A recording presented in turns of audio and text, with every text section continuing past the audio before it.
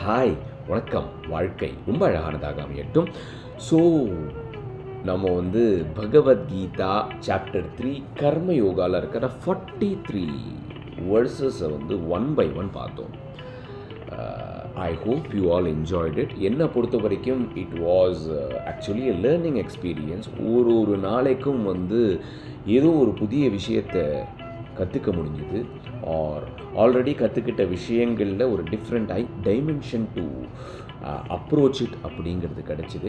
கற்றுக்கிட்ட விஷயங்களை on a daily basis இன்றைக்கி கலியுகா 2024 அப்ளை பண்ண முடிஞ்சுதா அப்படின்னு கேட்டால் அதில் இருக்கக்கூடிய கான்செப்ட்ஸ் எல்லாமே அப்ளை பண்ணுற மாதிரி தான் இருக்குது.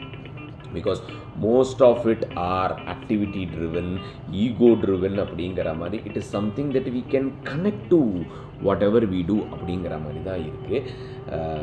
நம்மளுடைய ஸ்டாண்ட் பாயிண்ட் என்ன அப்படிங்கிறது இதுலேருந்து, அதாவது that is one liner that we need to take from all the 43 words அப்படின்னா we need to consciously decide what is our standpoint. ஏன்னா நம்மளுடைய ஸ்டாண்ட் பாயிண்ட் ஈகோவாக இருந்தால் the complete approach and all the stuff is completely different. and நம்மளுடைய stand point the more we are detaching ourselves far from our ego, our experience and approach in life is completely different.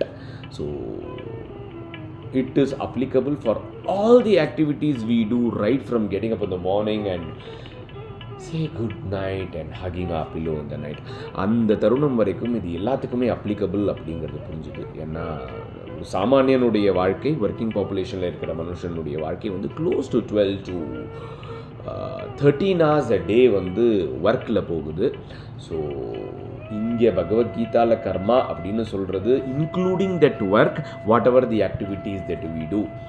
எல்லா விதமான conscious physical mental ஆக்டிவிட்டியை எல்லாத்தையுமே கர்மா அப்படிங்கிற ஒரு கான்டெக்ஸ்டில் ரொம்ப நல்லா இன்றைக்கும் use ஆகிற மாதிரி it was explain. So I hope you all enjoyed it. One request, not request, I am going to do. I would be happy that if you are doing.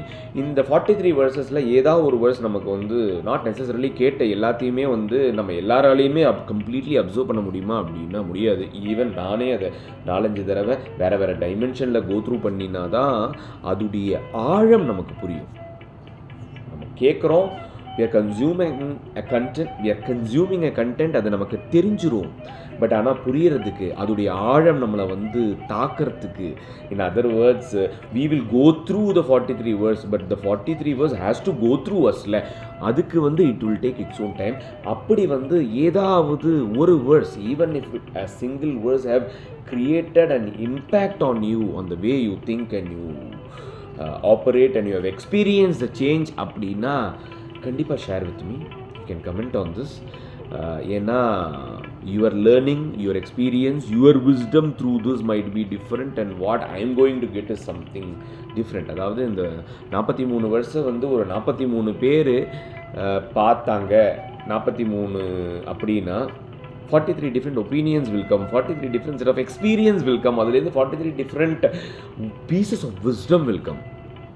அந்த எல்லா விஸ்டத்தையும் நம்ம ஒரு இடத்துல கொலேட் பண்ணினோம் அப்படின்னா it's like a mutual group brain storming learning experience. ஒரு அறிவு களஞ்சியம் உருவாகிறதுக்கு நீங்களும் காரணமாக இருங்க அப்படிங்கிறது தான் நானும் சொல்கிறேன். So please share your experience as well. I hope you all enjoyed கர்ம யோகா.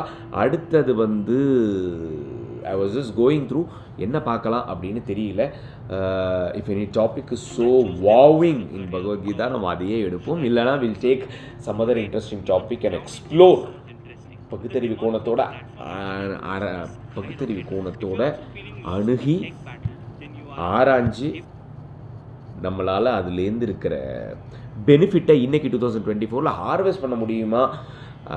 இன்னைக்கு எனக்கு இருக்கிற அறிவுக்கும் பக்குவத்துக்கும் புரிதலுக்கும் என்னை சுற்றி இருக்கிற உலகத்துக்கும் அது எந்த அளவுக்கு யூஸ்ஃபுல் அப்படிங்கிற கோணத்தில் தான் பார்க்கணும் அப்படின்னு ஆசைப்பட்றேன். Let's see what is in store for us. அடுத்த வினாடி ஒழித்து வைத்திருக்கும் ஆச்சரியங்கள் ஏராளம். ஸோ நான் எதை எக்ஸ்ப்ளோர் பண்ண போகிறேன் அப்படிங்கிறதுல நானே ரொம்ப க்யூரியஸாக தான் இருக்கேன். see you soon. bye.